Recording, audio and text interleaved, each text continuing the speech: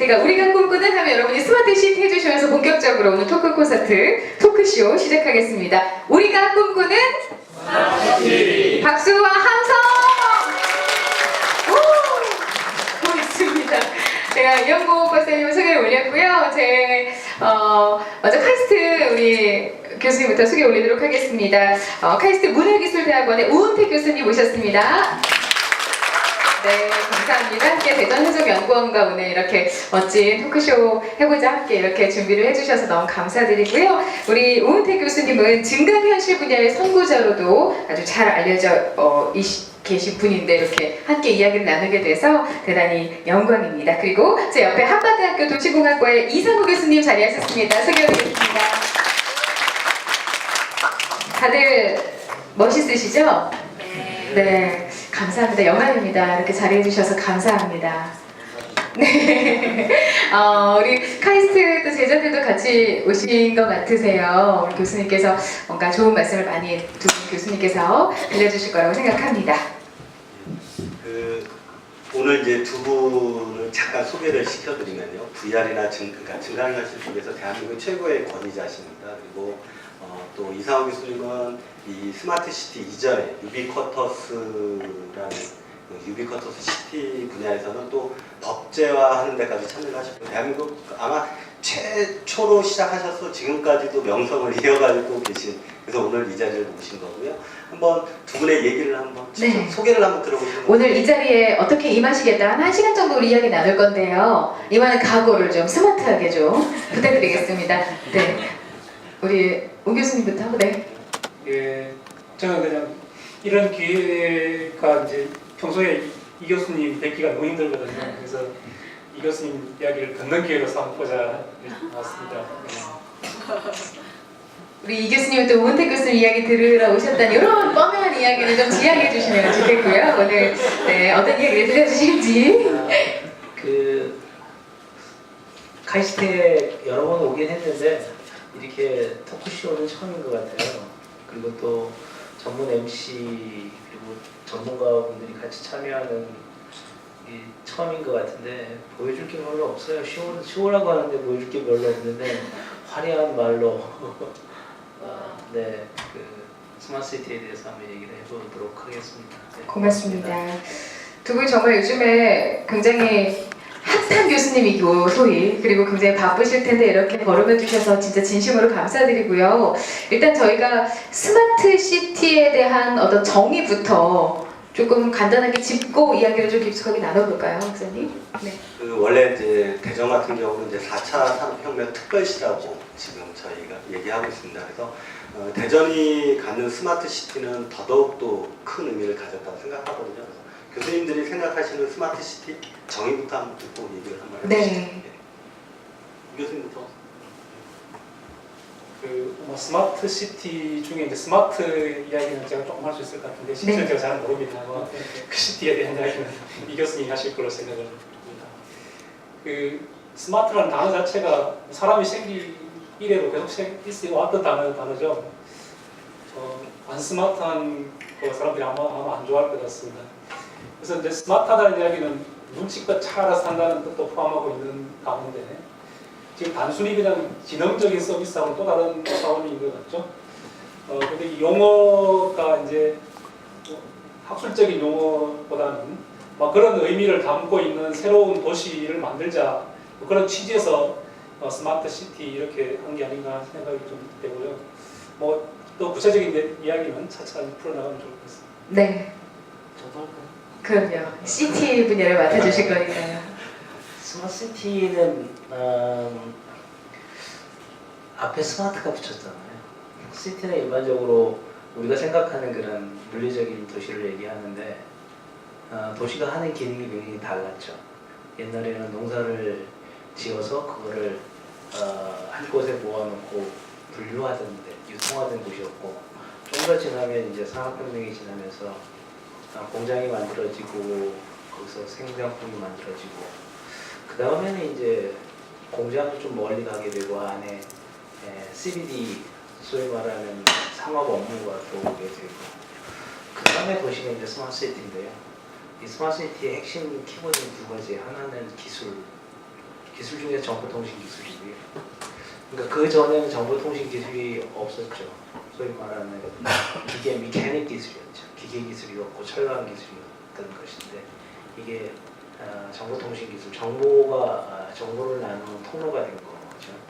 그러니까 정보가 하나의 키, 정보통신 기술이 하나의 키고 또 하나는 그걸 알아서 해야 되니까 지식이 필요한 거죠. 그러니까 지금 여기에 에어컨이 잘 들어오는데 제가 지금 덥거든요. 그럼 에어컨이 얘가 알아서 좀 더 빨리 시원하게 틀어야 되는데 이 건물이 이제 지능을 갖게 되는 거죠. 그 지능을 갖게 되면 처음에 센서링 할 수 있는 기술이 있어야 되고 온도를.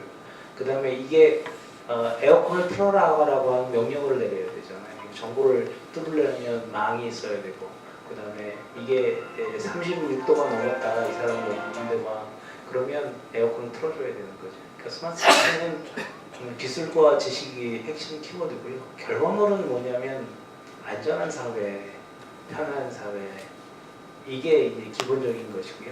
돈 만드는 게 좀 달라지는 사회죠. 옛날에는 공장이 돈을 만드는데 이제는 정부가 돈을 만드는 사회. 뭐 이 정도로 얘기를 할 수 있을 것 같습니다. 네. 그렇죠. 이제 스마트 사실 그 스마트 단어 자체가 뭐 스마트하다 이렇게 어렸을 때 들어왔고 그 다음에 한 10년 전에 스마트폰 나오면서 스마트라는 말이 굉장히 익숙해진 것 같아요. 사실 스마트폰 뭐 예전에 저 고등학교 때 휴대폰 처음 가졌거든요. 저는 국민학교 졸업 세대인데 근데 이제 그렇게 안 보이시겠지만 네 처음에 이제 고등학교 때 전화 이렇게 그때 폴더폰 초창기에 이렇게 나왔다가 그 다음에 상상을 하긴 했었거든요. 이걸로 나중에 이렇게 막 사진 같은 거 찍을 수 있으면 좋겠다. 어린 마음에 이렇게 전화기를 고3 때인가 처음 이렇게 썼던 것 같은데 쓰면서 이제 문자나 이런 게 이렇게 딱 이렇게 받고 너무 좋은 거예요. 그 다음에 이걸로 전화 같은 이렇게 사진 찍으면 참 좋겠다. 요걸 생각했던 게 한 2000년, 2000년 뭐 이 정도였는데 그 다음에 이제 와 이렇게 세대가 흘러서 이제 너무나도 다양한 역할을 하게 됐어요. 그러니까 스마트 시티 우리가 관념적으로 사실은 저는 정말 비전문가이기 때문에 그게 정말 진짜로 정말 모르는 상태에서 여쭤보고 싶은데 제 역할이 오늘 그런 것 같고요. 그냥 막연하게 제가 처음에 그냥 전화기 갖다가 문자나 전화 이런 거 되게 좋다. 예전에 아버지가 가보다 이거 큰 전화기에서 이게 작아진 것도 좋은데 이 전화기가 나중에 사진도 찍고 여러 가지 역할을 하면 좋겠다라고 생각했는데 그게 정말 급속도로 발전을 하여 굉장히 정말 스마트폰이 됐잖아요. 우리 시티도 마찬가지의 개념으로 생각하면 될까요? 그러니까 막연하게 우리 도시가 이렇게 지켜줬으면 좋겠고 나를 좀 편리하게 만들어준데 그 안에 모든 기능을 좀 갖춘 도시? 이렇게 생각하면 될까요? 맞습니까? 맞아요. 제가 너무 말을 많이 했나 봐요. 스마트 시티가 네. 달라졌잖아요. 우리 여기 앉아서 그 버스표 예매할 수 있잖아요. 맞아요. 옛날에는 버스표 예매했는데 우리 대학 다닐 때는 학교 다방에 메모표를 이렇게 뽑아놓고 몇 시에 만나요? 나 늦을 것 같아요. 있잖아요. 네. 지금은 그렇지 않죠. 그리고 요새는 걸어가면서 이런 말 표현해서 죄송하지만 조금 약간 60년대 사람이 보면 미친 사람처럼 혼자서 막 떠들고 다니잖아. 이어폰 끼고. 이거 완전히 생활하는 방식이 완전히 달라졌죠. 네. 이 생활하는 방식이 굉장히 달라진 게 첫 번째이고 두 번째는 건물 같은 경우에는 여기에도 에어컨이 막 달려 있잖아요. 네. 1970년대는 글린주브 사이즈 1kg에 디바이스 종류가 한 30개 정도 달렸어요. 근데 제가 2015년 정도에 조사를 해보니까 몇 개 정도 증가했을 것 같으세요? 300개가 넘더라고요. 이 얘기는 무슨 얘기냐면 우리를 도와주는 역할을 하는 디바이스가 곳곳에 붙어 있죠. 최근에는 CCTV도 붙여 있고요. 네. 이게 이제 형태적으로는 아주 달라지는 것이고요. 그 다음에 경제적으로는 지금 뭐 에어비앤비 호텔 하나도 없는 에어비앤비가 가장 주가가 높은 호텔 체인이잖아요. 자동차 하나도 없는 우버 회사가 운송 회사고요. 그 다음에 그 애플이나 구글이 자동차 만들겠다고 하고요.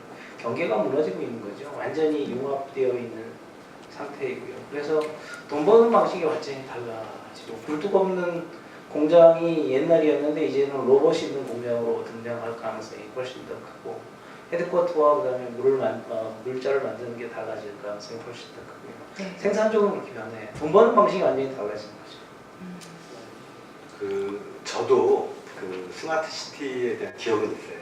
아. 스마트라는 단어가 네. 아까 지금 우리 박아나운서님 말씀하실 때 살짝 나이가 빨렸는데 저는 고등학교 때 교련을 저도 배웠어요, 교련. 그러신가요? 네. 네, 교련복의 네, 이름이 교련. 시간이 있었어요. 그러니까 우리 교수님들께서 배웠던 그런 교련 말고 네, 있잖아요. 교련 시간 없으셨어요? 아, 교련이라는 거 과목에 있긴. 아니 그 얘기를 하자는 게 아니고 그렇죠. 제가 교련복에 저희는 스마트 교련복이라고 교련복 이름이 스마트예요. 근데 거의 없어졌어요. 조금 차이가 있다고 하면 UCT 전에 사이버 시티가 있었잖아요. 그거는 컴퓨터 안에 데이터를 집어넣는 그래서 가상 공간을 만드는 것이었거든요. 그 다음에 UCT는 뭐냐면 공간 안에 칩이나 이런 게 들어가서 지능을 갖게 되는 도시였고요. 그러니까 여기서 데이터가 만들어지는 거죠. 조금 좀 더 진화가 되면 여기서 만들어진 데이터가 가상과 현실이 같이 움직여지는 소위 우은택 교수님이 하시는 디지털 트윈이 만들어지는 거죠. 그래서 지금 상황에서는 리얼시티와 사이버시티가 동시에 같이 가고 있는 거예요. 그래서 UCT하고 스마트시티는 개념상으로는 하나도 차이가 없습니다. 기술적인 진보일 뿐이지 2D, 3G, 3G, 4G, 그 다음에 5G 이런 개념이라고 생각하시면 됩니다. 교수님도 네, 궁금해요. 방금 이 교수님 말씀하신 것처럼 우리가 아이디어를 내고 실제로 실현시키는 데는 한 30년 정도 걸리는 것 같습니다. UCT의 핵심 기술이 유비쿼터스 컴퓨팅이라는 개념이 있거든요.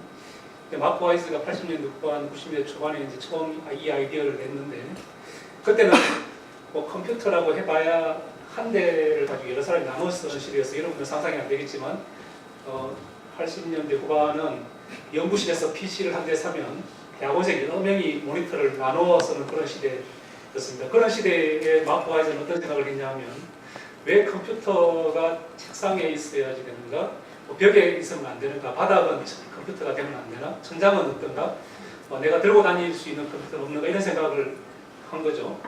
게다가 이제 마크 와이즈는 한 발 더 나가서 모든 디바이스가 지능을 가지고 또 지능을 가진 지능이 혼자 가지고 끝나는 게 아니고 디바이스와 디바이스가 지금 우리가 스마트폰으로 통신하는 것처럼 디바이스 간에도 정보를 주고받을 수 있으면 좋겠다. 그래서 궁극적으로는 좀 눈치껏 사용자가 원하는 서비스를 해주면 좋겠다가 유비쿼터스 컴퓨팅의 핵심 아이디어였거든요. 이제 한 30년이 지나서 그 개념을 구현할 수 있는 이제 기술이 어느 정도 이제 만들어져 가고 있는 거죠. UCT는 기술이 준비되기 전에 먼저 개념이 나와서 어떻게 보면 조금 사용해야 되는 기술이 좀 부족한 상태에서 진행하다 보니까 아쉬웠던 게 굉장히 많았다고 하면 지금 스마트 시티는 그때에 비하면 진일보한 거죠. UCT가 이제 어떻게 보면 스마트폰 이전 시대의 개념이었거든요. 근데 지금은 스마트폰이 나오면서 우리 생활 전체가 다 바뀌었잖아요. 이제 그런 상황이기 때문에 우리가 생각하는 이제 도시, 좀 지능이 있는 똑똑한 도시의 개념도 거기에 따라서 조금 바뀌어가지 않을까 생각을 하고 마크 와이즈가 꿈꿨던 30년 전에 마크 와이즈가 꿈꿨던 그런 미래도시가 이제 우리가 한번 실현시켜 볼 수 있는 그런 때가 됐다 이런 생각이 듭니다. 네. 그래요.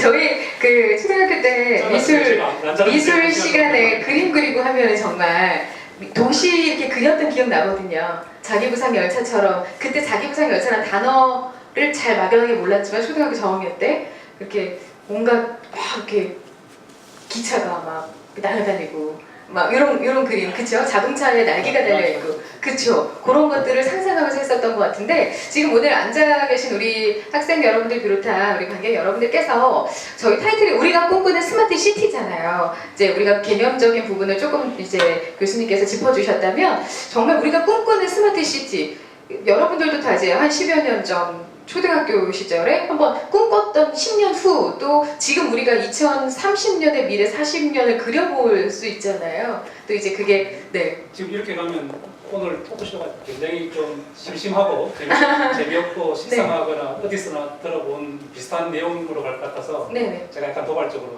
좋습니다. 네. 일단 저는 스마트 시티라는 말 자체가 용어가 마음에 안 드는 사람이고 예.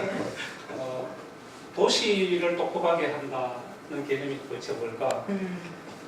지금 이제 우리나라에서 하고 있는 이 스마트 시티 사업이 전 세계적으로 보면 뭐 전혀 뒤처져 있지 않고 그냥 빠른 시간에 우리가 선도적으로 가고 있는 부분도 있는데 그럼에도 불구하고 우리가 놓치고 있는 부분들이 꽤 많이 있다고 저는 생각하거든요. 네. 지금 이제 타이틀이 스마트 시티 이렇게 하다 보니까 어떻게 하면 시티를 스마트하게 만들까가 이제 핵심이 되고 그러면 거기에 사는 사람들은 어떻게 돼야 되는가에 대한 논의가 실종되어 있는 상태로 이제 진행이 되고 있어서 이게 도시가 똑똑해지면 시민은 그냥 공인가 네. 시민 입장에서 보면 도시가 똑똑하기 때문에 나는 아무 의사결정을 안 해도 되고 도시가 해주는 대로 따라가면 되는 아바타인가 하는 게 첫 번째 질문이 될 수 있을 것 같고요.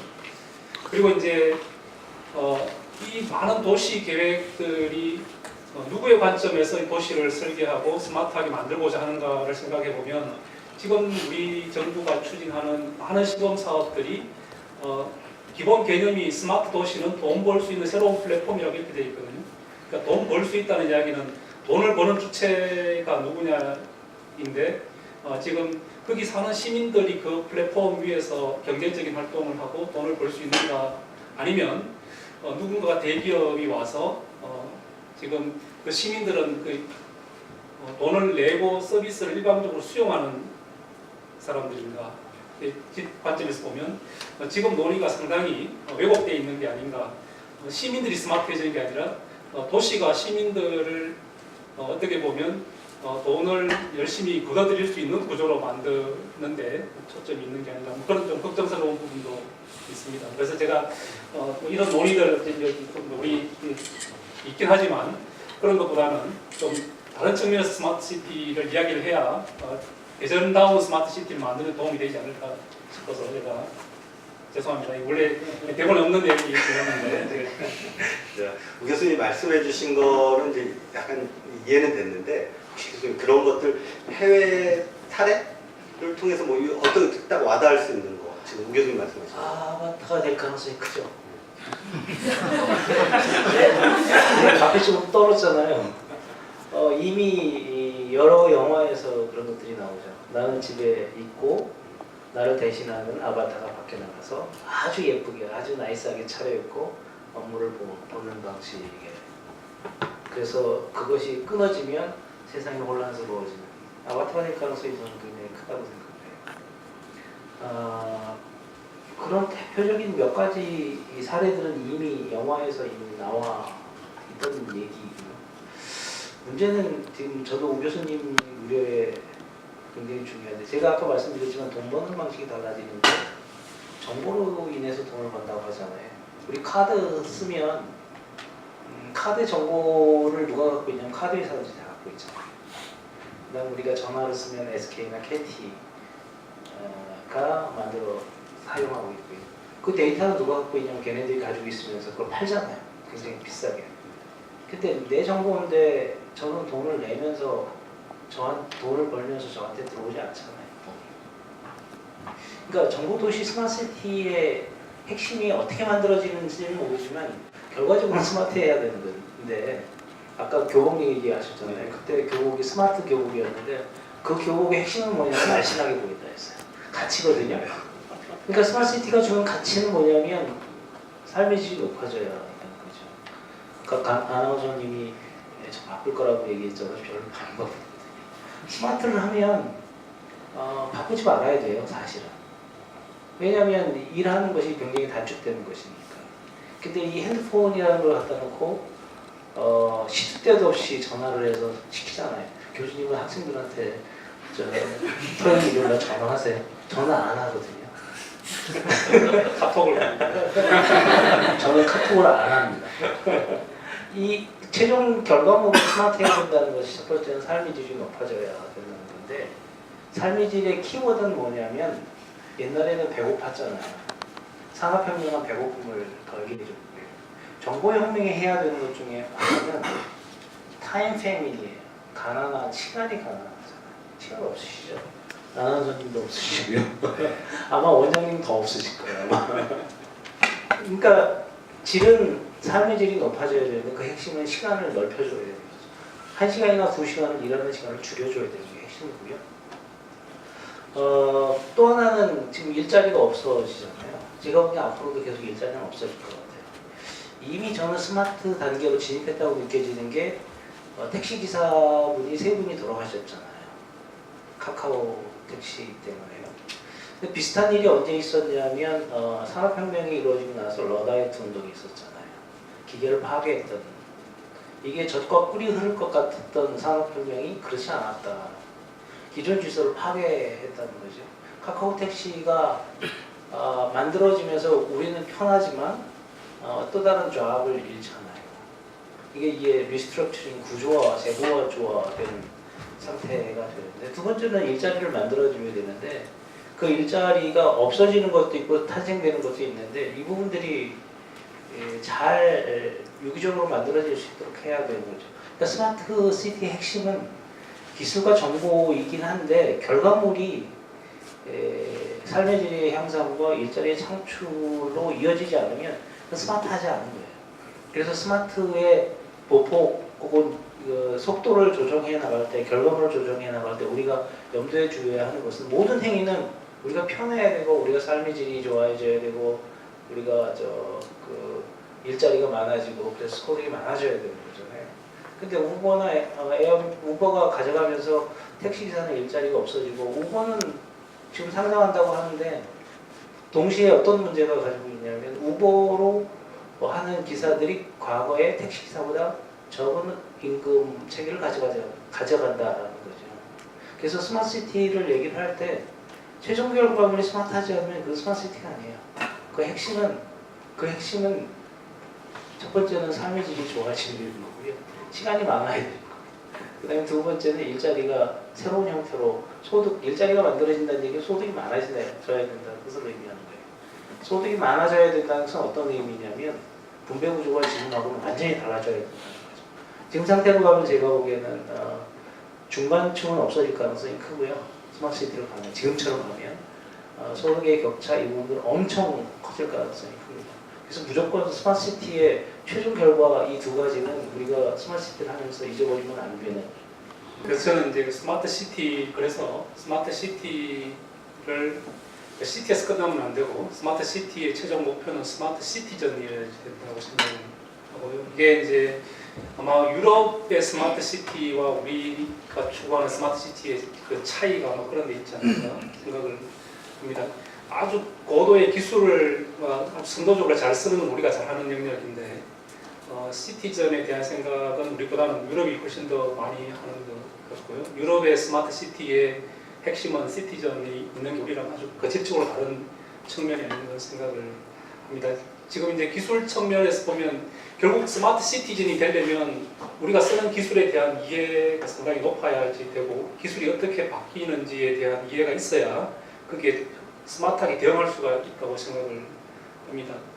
이 기술은 우리가 이제 스마트 시티즌이 이제 점점 스마트해지는 그 첫 번째는 우리가 다 들고 다니는 이제 스마트폰인데 이 사람들이 들고 다니는 이 스마트폰이 어떻게 여기까지 왔는가를 생각을 해보면 기술이 어디로 움직이는지를 좀 이해할 수가 있습니다. 처음 만들었던 컴퓨터, 뭐 이런 빌딩에 들어가는 컴퓨터에서 시작해서 내가 찾아갔던 그 패러다임이 책상 위에 컴퓨터가 오는 시절이 있었고 이 컴퓨터가 연결이 돼서 내가 여기 앉아있지만 다른 사람이 가지고 있는 리소스를 쓸 수 있는 시대가 있었고 이제는 우리가 걸어다니면서도 컴퓨터를 쓸 수 있는 시대로 가고 있고 이게 여기서 끝나는 게 아니라 계속해서 이제 움직이는 거죠. 기술은 계속 진화해 가는데 이 기술이 어디로 가는지를 우리가 좀 잘 이해할 필요가 있는 것 같습니다. 그래서 이제 점점 사람하고 이 결합 정도가 높아지는 거죠. 그리고 우리는 이제 지금은 컴퓨터가 떨어져 있어서 사람과 컴퓨터 사이에 인터페이스가 있다고 생각했는데 점점 이 인터페이스 간격도 줄어들고 있습니다. 지금은 포켓 속에 있지만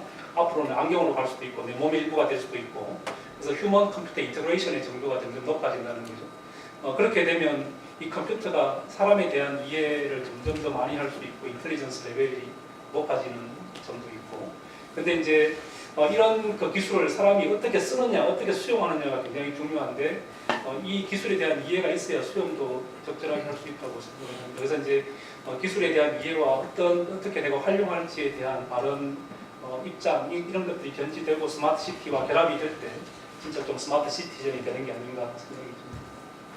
의사결정 전환의 문제인 것 같아요. 제가 보기에는 우리나라에서 하고 있는 스마트 시티 접근 방식하고 미국이나 이쪽에서 하는 접근 방식과 유럽이 접근하는 방식이 조금 다르거든요. 그러니까 유럽은 지금 말씀하신 대로 풀뿌리 민주주의에 입각해서 전문가들이 이제 진행을 하고 있고요.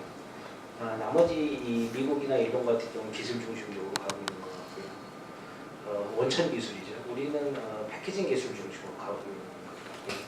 근데 좀 다른 시각과 다른 출발점에 서고 있긴 한데 궁극적으로 의사결정을 사람이 해야 되는 거죠. 근데 여러분 아마 집에서 그런 거 느끼셨을 거예요. 제가 적어도 제 때는 팽이 돌리는 걸 제 아버지한테 배웠거든요. 제기 차는 것도 제 아버지한테 배웠고요. 근데 지금은 게임 스타크래프트, 그 다음에 뭐 포켓몬 뭐 이러잖아요. 지난주에 깜짝 놀란 게 서로 모르는 사람들이 모여서 막 뭐 포켓몬을 자꾸 뭐 얘기하더니 1시간 동안 다 흩어지더라고요. 되게 웃기더라고요, 제가 보기에는. 근데 그 포켓몬을 하는 사람들이 대부분 젊은 사람들이에요. 나이 드신 분들은 없어요. 교수님 해보셨어요, 포켓몬? 예. 이 다시 제가 말하면 레벨이 31입니다. 그러세요? 아버님이 자식한테 가르쳐주는 게 그런 시대가 아니라고요. 이게 둘이 완전히 분리되어 있는 시대이죠. 세대 간에 단절이 되어 있죠. 또 다른 시점으로 보면 이제 일정 정도로 컴퓨터가 사람보다 조금 미련한 사람보다 훨씬 더 똑똑해지게 되죠. 근데 지식의 척도를 가지고 똑똑함을 평가를 해버리면 그거 일을 잘 못하고 지식이 없는 사람들은 다 무시당하거나 혹은 의사결정에서 배제가 되거든요. 그래서 제가 보기에는 이 의사결정 권한을 로봇이나 혹은 그 컴퓨터가 갖지 않고 사람이 가지려면 근저는 역시 일본 사상이 근저가 깔려야 할 것 같아요. 이것이 깔리지 않으면 안 된다라는 게 제 생각이고요. 두 번째는 스마트시티하고 옛날하고 다른 차이는 옛날에는 우리라고 하는 개념이 굉장히 중요했어요. 근데 우리와 표준화라는 게 굉장히 중요했는데 스마트시티는 제가 보기에는 우리는 별로 중요하지 않아요. 개인이 훨씬 더 중요해요. 개인의 의사결정이 훨씬 더 중요한 것이고요. 개인의 판단이 훨씬 더 중요한 것이고 개인의 다른 재능이 중요한 것이죠. 과거에는 우리가 중요했기 때문에 우선순위를 이렇게 사지선단으로 찍기 해서 잘하는 학생들이 좋은 학교에 갔잖아요. 아마 카이스트 학생들도 제가 보기에는 찍기나 혹은 지능이 굉장히 높아서 그럴 텐데 스마트시티는 굉장히 다양한 형태의 아이덴티티가 가진 사람이 굉장히 중요하거든요. 결국 다시 말하면 개인이 훨씬 더 중요해져요. 왜냐하면 내가 가지고 있는 재산이나 내가 가지고 있는 재능을 서로 주고받고 팔게 될 가능성이 훨씬 더 크거든요. 지금은 비정규직이 나쁜 거라고 얘기하지만 저는 궁극적으로 비정규직 체제로 갈 거라고 생각해요. 좋은 말로 하면 프리랜서죠. 지식을 파는 사람. 지금은 옛날에는 평생 직장이었고 그 다음에 평생 직업에서 이제는 원잡에서 투잡으로 가잖아요. 제가 보기에는 궁극적으로 N잡으로 갈 가능성이 훨씬 더 커요. 그렇기 때문에 이 시티즌 중심의 꽃이 피려면 민주주의로 꽃이 피려면 기본 근저에 있는 사람에 대한 생각 좀 더 나아가면 개인의 아이덴티티나 개인의 생각을 존중하는 것 이것이 이제 기술이나 블록체인이나 플랫폼의 기술을 통해서 서로 팔고 사는 그런 형태의 경제로 전환될 가능성이 훨씬 더 크거든요. 그게 스마트시티예요. 그래서 이 스마트시티는 우 교수님이 말씀하셨던 의사결정의 헤게모니를 누가 가져야 되냐면 개인이 가져야 되는 것이고요. 그 개인의 아이덴티티가 훨씬 더 존중되는 사회가 기본 근저에 깔리지 않으면 로봇에 의해서 지배될 가능성이 훨씬 더 크다. 저는 그렇게 생각합니다. 제가 이제 교수님 얘기한 거에 좀 연결하면 저희가 이제 스마트 도시를 연구하다 보니까 유럽의 스마트 도시하고 한국의 스마트 도시 출발점이 완전히 다르더라고요. 유럽은 기본적으로 에너지 절감을 위해서 거기서부터 시작했다고 저는 생각을 하고 있습니다. 근데 우리나라는 에너지 절감 뭐 이런 것보다는 그 LH를 위주로 해서 기술을 어떻게 상품화시켜서 수출을 하겠다. 사실 그거는 박근혜 정부에서도 정확하게 표시되어 있었습니다. 그래서 조금 방향이 틀렸다고 생각을 해요. 저도. 그래서 그 교수님 지금 하신 말씀과 연결해서 대전시가 이거 이제 대본대로 좀 돌아가고 싶어서 대전시가 좀 가야 될 스마트 도시 있지 않습니까? 그러니까 지금 저희가 그 서두에서도 약간 영상으로 보여드렸다는 게 너무 기술 중심이었다고 저도 인정을 합니다. 그거에 대한 조언을 한번 해주시고 좀 다른 문제를 좀 풀어갔으면 합니다. 제가 그럴 것 같아서 몇 가지 숫자를 좀 적어봤어요. 대전이 다른 도시와 다른 점이 뭐냐 하면 첫 번째가 이 대덕 연구단지거든요. 여기에 제가 찾아봤더니 출연 연구기관이 26개, 정부 국공립기관이 24개, 비영리기관 24개, 대학이 7개, 기업이 1610개 이상이 되는, 그래서 총 한 1700개 이상의 기관들이 모여있는 아주 집적화된 도시이고, 여기 있는 석박사 인력들이 지금 67,000명, 이게 벌써 몇 년 전에 통계가 그렇고요. 이게 우리나라 이공계 인력의 11%가 여기 대덕연구단지에 있습니다. 이게 아마 전 세계적으로 이런 동네가 없어요.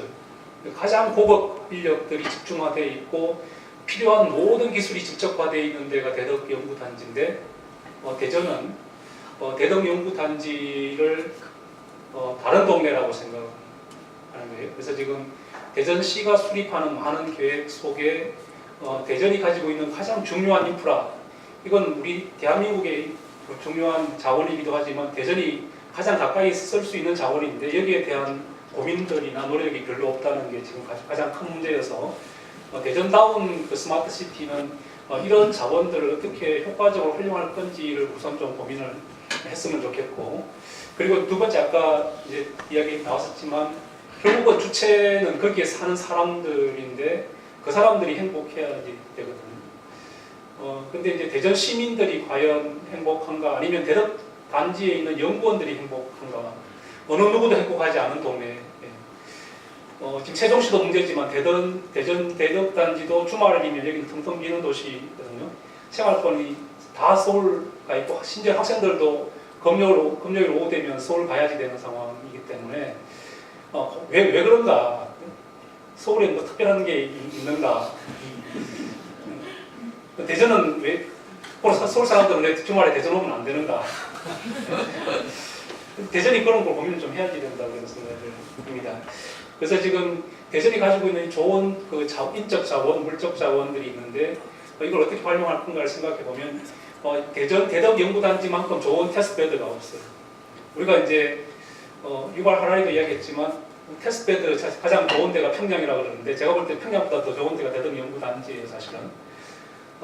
이걸 어떻게 활용할 건지에 대한 고민들이 필요한데 지금 그런 고민들이 상대적으로 좀 부족하지 않는가. 정작 기술은 여기 있는데 이 좋은 기술을 실제 적용해 보려면 여러 가지 제약들도 있고 제한들도 있고 법적으로도 문제가 돼서 실제로 못 써먹는, 방법적으로 할 수 없는 일들이 많이 있거든요. 그래서 이 연구단지 자체를 하나의 테스트베드로 우리가 쓰는 방법이 있지 않을까. 그리고 이제 이 테스트베드가 된다는 이야기는 일종의 이 공동의 플랫폼이 된다는 얘기. 내가 가지고 있는 기술을 여기 와서 실험해 볼 수 있는 거기 때문에 그렇다는 이야기는 그게 또 하나의 창업 플랫폼도 될 수 있거든요. 그럼 새로운 아이디어가 있는 사람들은 여기 깔려있는 인프라 위에 내가 조금의 아이디어를 보태서 새로운 일자리를 만들어낼 수도 있고, 이 대전다운 방식인 거거든요. 지금 실리콘밸리가 좋다는 이야기는 거기 스탠포드를 중심으로 거기 있는 그 산업체들이 나름대로 살아가는 생태계를 만들어냈는데 실제 대덕 연구단지는 그런 걸 충분히 할 수 있는 역량도 있고 우리 자원도 있음에도 불구하고 그거에 대한 노력이 부족한데 그걸 해결할 수 있는 게 여기를 테스트베드로 쓰고 하나의 플랫폼으로 만들어서 각자가 가지고 있는 아이디어를 가지고 여기서 뭔가 새로운 일들을 만들어 볼 수 있게 했으면 좋겠다 하는 게 생각입니다.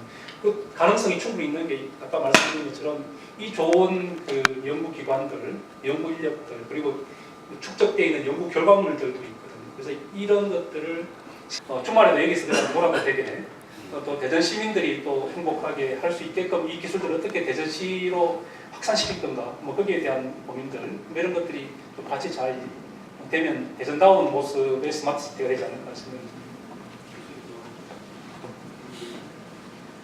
이게 TV로 중계되는 건가요?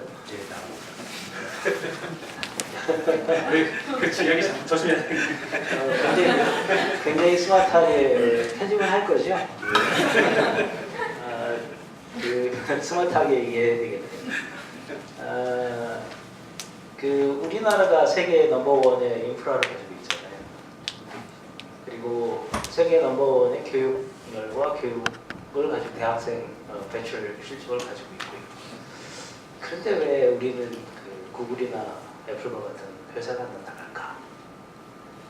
기본 조건은 갖추었는데 충분 조건이 이루어지지 않은 거죠.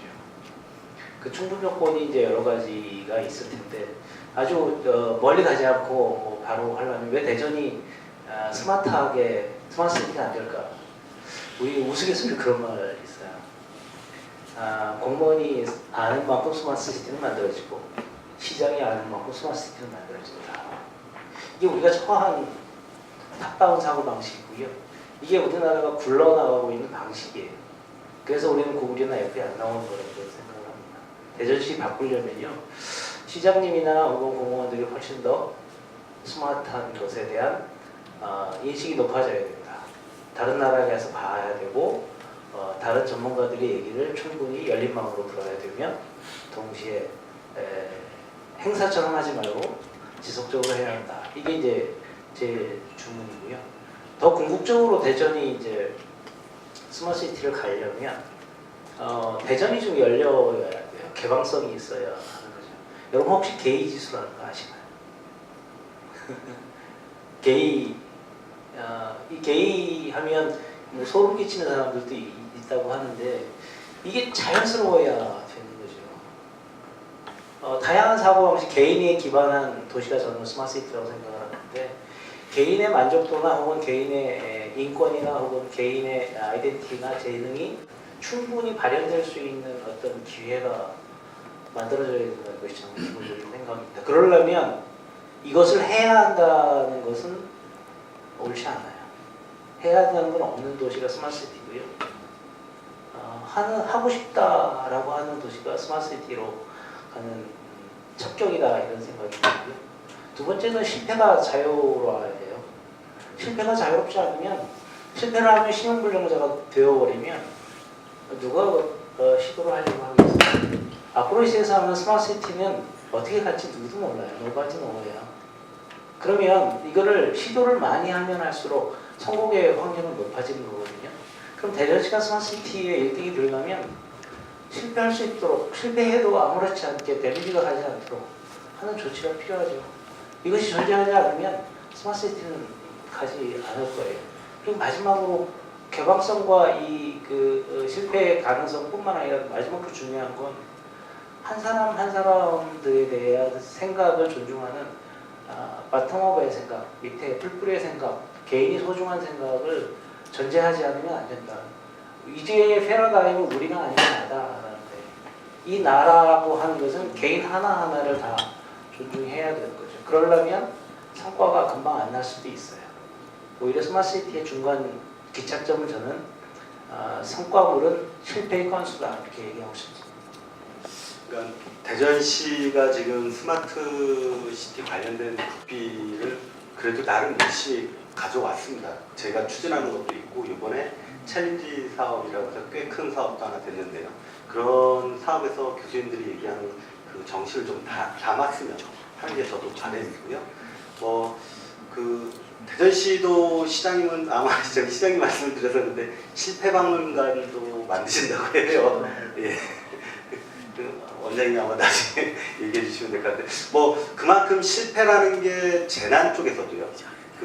저희가 이제 스마트 도시 하면서 재난 쪽을 보니까 재난에서는 성공한 사례보다 실패한 사례를 더 많이 분석을 해야 그게 더 성공할 수 있다 이렇게 얘기를 하시더라고요. 그래서 저도 이제 스마트 시티 쪽에는 실패에 대해서 좀 더 관심을, 그러니까 실패한 사례들을 좀 많이 들여다보면 저희 한 프로젝트에 도움이 될 것 같아요. 혹시 박대양 그 스마트 시티라는 그 자체가 아까 처음에 우리 교수님께서 그 관념적인 이야기를 좀 해주셨지만 좀 그 어떤 개인 나를 중요시하고 사람을 중요시하고 어떤 인본 사상에 근거하여 사랑하는 마음으로 따뜻한 세상 굉장히 중요하고 정말 정확한 말씀이시고 학생들 우리가 뭐 일생에 살아감에 있어서도 가장 중요한 건 행복이고 뭐 이게 다 기본적인데 이 스마트 시티라는 개념을 그러면 우리가 편리하게 어떤 생활 왜 스마트 시티가 필요한 거죠? 우리가 그러니까 저는 그런 생각이 좀 드는 거예요. 그러니까 어떤 구체적으로 아까 교수님께서 말씀하셨듯이 스마트 시티라는 걸 정해놓고 그거를 우리가 따라가는 건 옳지 않다. 내지는 말이 좀 이상하다. 그러면 스마트 시티가 그래도 우리가 추구를 해야 되는 건가요? 그러니까 뭐냐면 스마트 시티라는 그 용어 자체가 좀 이상하다고 우리 우 교수님 말씀을 하셨지만 어쨌든 그 스마트 시티라는 건 우리가 앞으로 가야 할 방향에 대한 어떤 대명사격인 건지 그래서 우리가 그러면 그냥 사고방식이 여러 가지 다양한 아이디어와 어떤 생각들을 열어놓고 막 아이디어도 내고 스마트 시티 네. 가야 할 방향이라기보다는 네. 이미 가고 있는 방향이고요. 그러니까 이제 우리 정부가 지금 시범 사업을 하면서 스마트 시티는 새로운 돈 버는 방식으로 스마트 시티를 생각하고 있는 거거든요. 그러다 보니까 이제 거기에 사는 시민들은 돈을 내야 되는 주체인 거지 스마트하게 사는 주체는 아니라는 게 문제인 거고 스마트 시티 그래서 이제 우리가 이 스마트 시티의 캐치프레이즈를 시민이 스마트해지는 스마트 시티가 됐으면 좋겠다는 거거든요. 그리고 이제 여러 가지 문제들이 많이 생기겠죠. 그래서 이제 많이 생길 수밖에 없는데, 그럼 우리가 이 산업혁명을 거쳐오면서 우리가 겪었던 많은 일들이 있고 앞으로도 그런 비슷한 일들을 많이 겪을 수밖에 없게 되는 거라고 저는 봅니다. 그럼에도 불구하고 우리가 주체적으로 그걸 잘 이해하고 어떻게 대처해야 되는가, 어떻게 대응할 건가가 더 중요한 문제라고 생각을 하거든요. 지금 그런 관점에서 좀 스마트 시티를 이해해야 되는 게 아닌가. 그러니까 스마트 시티는 우리가 거부한다고 해서 거부될 수 있는 건 아니거든요. 기술은 발전하는 거기 때문에 그 기술은 어떤 형식으로든 우리 생활 속에 들어오게 돼 있고 문제는 이제 우리가 그 기술을 어떻게 이해하고 어떻게 활용하는지가 더 중요하다고 보는 입장이죠. 그래서 이제 보통 이 스마트 시티는 지금 우리가 기획하는 스마트 시티는 대부분 푸시 서비스예요. 그러니까 네. 이 스마트 시티를 가지고 도시를 관제하고 모니터링하고 거기에서 일어날 일들을 시뮬레이션하고 또 서비스를 개발해서 이 서비스를 시민들한테 주면 시민들이 어떻게 쓸까 이런 생각만 하는 그러니까 주로 이제 네. 관리하는 입장에서의 스마트 시티인 것이고 거꾸로 그러면 이제 관리하는 입장에서는 어떻게 서비스를 줄 건가의 문제인 거고 시민들 입장은 내가 서비스를 필요하면 내가 어떻게 끌어올 건가의 문제인 거고 우리가 길거리에 갈 때 전단지를 이렇게 뿌리는 사람들이 있는데 굉장히 번거롭죠. 받는 것 자체가 번거로운 일인데 그게 아니고 내가 필요할 때 내가 필요한 정보를 그래서 푸시하는 서비스를 일방적으로 받는 수용자가 아니고 내가 필요한 서비스를 풀링 해올 수 있느냐. 근데 이제 이 스마트해지게 만드는 기술을 가지고 내가 원하는 일들을 내 의지대로 할 수 있게 만들어내야 진짜 스마트한 시티전이 되는 건데 그게 아니라 내가 의사결정을 구글한테 물어보고 또 심지어는 아바타가 돼서 구글한테 내가 답도 해주고 이렇게 되면 시민의 미래가 상당히 어렵다는 거죠. 그래서 이제 거꾸로 기술을 우리가 어떻게 활용할지를 잘 이해하고 대처하는 게 더 중요하다는 그런 입장입니다. 예, 그럼 우 교수님 얘기하신 것 중에 그 시민 참여라고 그럴까? 지금 거의 저희가 얘기하는 거는 그 관주도형의 스마트 시티라고 보시는 것 같은데 그럼 지금 저희가 하고 있는 것 중에 이제 자꾸 시민들을 참여시키려고 해요. 근데 어려워요. 이 스마트 시티가. 그러다 보니까 사실 리빙랩이라는 것도 저희가 하긴 하고 있습니다. 근데 이 리빙랩이 워낙 어려워갖고 어떻게 하면은 저희가 추진하고 있는 스마트 시티 이런 프로젝트에서 리빙랩을 어떻게 추진하려고 생각하시는 게 있나요? 그게 아마 시민 참여랑 관련이 있을 것 같은데. 그래서 이제 제가 이제 가상정강현실을 중요한 그 도구라고 생각하는 이유가 이제 거기에 있습니다. 이제 우리가 빅데이터가 만들어지고 그 빅데이터를 인공지능이 해석을 해서 필요한 서비스를 만들어내는 데까지가 이제 현재 기술인데 그러면 거꾸로 시민 입장에서 이 좋은 서비스를 어떻게 이해하고 받아들여야지 되는지를 생각해 보면 굉장히 어렵거든요. 이 AI가 만들어내는 서비스 실체도 불분명하고 손에 잡히지 않는 거라는 거죠. 근데 이제 이 손에 잡히지 않는 이 서비스를 우리가 체감할 수 있게 만들어주는 기술이 뭐냐 했을 때 이 가상현실, 증강현실은 정확하게 시민들이 원하는 걸 정보를 줄 수 있는 도구라는 거죠. 무슨 이야기냐면 우리가 디지털 트윈이라고 해서 이제 우리 아날로그 세상의 대응되는 디지털 세상을 우리가 만들어낼 수 있고 우리가 사물 인터넷이라고 하는 IoT를 통해서 정보들이 가상 세계에 또 전달이 되고 그 가상 세계에서는 그 정보를 직접 볼 수도 있지만 가공된 정보가 보여지는 거죠. 근데 여기까지가 이제 우리가 일반적으로 이야기하는 디지털 트윈인데 이 디지털 트윈을 이 관리자 입장에서 보면 도시 전체를 관망하고 내가 관리하기는 굉장히 좋은 건데 일반 시민은 여기 가기 어렵다는 거죠. 여기 접근하기 어렵다는 거죠. 그래서 이제 일반 시민들이 도시에서 일어나고 있는 일들 또 내가 하는 의사결정에 어떤 영향을 미치는지 이런 것들이 시뮬레이션 되고 내가 직접 이해할 수 있는 형태로 보여지면 좋겠는데 그게 가상현실이 할 수 있는 일이에요. 그래서 디지털 트윈에서 시뮬레이션이 할 수 있는 일들이 그런 것들이고 우리가 들고 다니는 스마트폰을 통해서 내가 있는 이 자리에서 어떤 일들이 일어날 수 있는지 필요한 정보를 접근할 수 있게 만들어주는 게 증강현실이 할 수 있는 일이라는 거죠. 그래서 이제 이 가상현실, 증강현실은 현재 가지고 있는 이 디지털 정보가 가지고 있는 높은 장벽들이 있는데 이 장벽을 일반 시민들 입장에서 낮출 수 있는 역할을 할 수 있는 도구이기 때문에 이 정보 민주화 관점에서도 굉장히 중요한 인터페이스, 차세대 인터페이스라는 거예요. 그래서 내가 직관적으로 눈에 보이지 않는 것, 들리지 않는 것, 내가 체감할 수 없는 것들을 보이게 해주고 소리로 들려주고 체감할 수 있게 만들어주는 기술로서의 가상증강현실 기술이 굉장히 중요하고 그런 관점에서 일반 시민들이 쓸 수 있게 우리가 그런 디지털 트윈과 연동되는 가상증강현실 기술 이런 것들이 실질적으로 시민들이 주인이 되게 만드는 데 굉장히 핵심적인 도구가 될 걸로 생각하고 도구가 되도록 만들고 싶은 게 욕심입니다. 네. 예, 굉장히 시민들이 어떤 그 공간을 만들 때 디지털 트윈을 쓰면은 굉장히 이해도는 높아질 것 같아요. 근데 이제 그렇죠. 문제는 굉장히 많은 예산이 소요될 것 같고 뭐 여러 가지 문제점이 있을 것 같은데 교수님. 쉬운 일은 아니죠. 그 스마트시티가 가능하면 정책 위반자나 정책 집행자와 수혜를 받는 국민과의 간극을 가능하면 줄이는 원론적으로는 그렇죠. 원론적인 그런데 그게 이제 디지털 트윈이나 이걸 통해서 할 수 있다고 생각하고요. 근데 여기에서 우리가 좀 생각을 다시 한번 생각을 해봐야 되는 건 쪼개서 생각해 볼 필요가 있는데 작년 여름에 더웠잖아요. 근데 제가 그 커피 전문점에 이렇게 앉아 있는데 어떤 할머니하고 할아버지가 계속 택시 잡으려고 가고 있어요.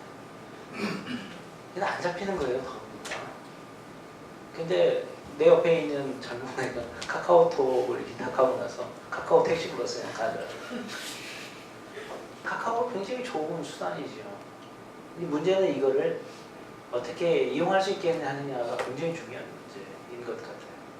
우리가 조금 스마트폰이 있기 전에 애플 타임으로 넘어가면 제가 2008년도에 UCT R&D를 했는데요.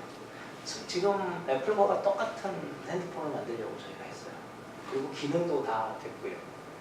근데 이게 99%가 되는데 1%가 안 된 거예요. 그 1%가 뭐였냐면 두 가지로 나와요. 근데 기술적으로는 이 인터넷하고 연결돼서 거기서 내가 메일을 체크할 수 있는 것, 이게 첫 번째 기술적으로 1%였고요. 마지막 1%는 뭐였냐면 애플은 그걸 만들어내고 나서 애플 매장을 도처에 만들어냈잖아요. 이게 홍보용 매장이 아니고요. 교육용 매장이었단 말이에요. 이 애플을 이렇게 쓰십시오라고 하면 교육을 했고 경험을 해줬다고 하는 것이죠. 그래서 아까 우 교수님이 말씀하신 기술만을 가지고는 안 된다고 하는 게 바로 이런 것인데요. 우리가 라스트 원 마일이 있어요. 도로가 4차선으로 뚫렸는데 우리 집 앞에는 바로 우리 동네로 들어올 때는 1차선으로 뚫려 있으면 그 도로는 1차선인 거죠. 그 라스트 원 마일의 그 1%를 우리가 2% 부족하려고 하잖아요. 그 20% 부족한 부분들이 중요한데 이건 뭐냐면 사람이 쓸 수 있는 습관을 바꿔주는 것 혹은 교육 방식을 바꿔주는 것이 굉장히 중요한 문제거든요. 우리나라가 개인 중심으로 자기 의견을 내는 게 쉽지가 않아요. 우리 학교 수업에서 혹은 서울대학교에 제가 가서 특강을 해도 질문 안 하면 질문 안 해요. 저는 굉장히 편해요. 질문 안 하면. 근데 이게 이제 교육의 문제인 거죠. 어렸을 때부터 개인의 의견이 존중되지 않았고 집단의 문화가 존중되었던 이 문화인 것이고 개인의 의견을 내면 모난 사람으로 이렇게 인식이 되는 이런 인식이 바뀌어지지 않는 한 민주주의의 이 다가서는 이 갭은 줄어지지 않을 가능성이 훨씬 더 커요. 그래서 이게 지금 해야 되는 것 중에 하나는 그 교육을 가능하면 작은 교육으로 서로 체감하는 교육으로 만들어내는 게 하나이고요. 두 번째는 아까 우 교수님 말씀하셨는데 기술을 이해하려면요 어렸을 때부터 기술하는 거를 해야 되거든요. 우리 때는 팽이를 만들었고 제기를 만들었으니까 그걸 만들어야 되지만 지금은 뭘 만들어야 되냐면 아두이노나 이런 프로그래밍을 통해서 내가 필요한 것들을 만들어내는 시대가 되어버리고 있거든요. 그러니까 지금 교육은 그런 걸 만드는 메이커스 교육 같은 것들을 해야 돼요. 작은 교육을 해야 되는 거고요. 궁극적으로 도시의 관점에서는 서로 소통할 수 있게 오픈 공간이 훨씬 더 많아요. 그리고 이 오픈 공간은 독점되면 안 될 것 같고요. 저는 무이워크도 공유라고 얘기하지만 지금 독점으로 가고 있다고 저는 생각을 해요. 이게 독점이 되지 않으려면 국가나 혹은 시에서 임대나 혹은 오픈 공간을 누구든지 파트타임으로 쓸 수 있게 이걸 만들어줘야 돼요. 저는 그 공간이 만들어지면 오픈 공간이 만들어지면 자연스럽게 그 안에서 다양한 소통이 이루어지고 의사결정에 대한 중요성들이 만들어지고 그 과정에서 저는 굉장히 스마트하게 갈 것 같아요.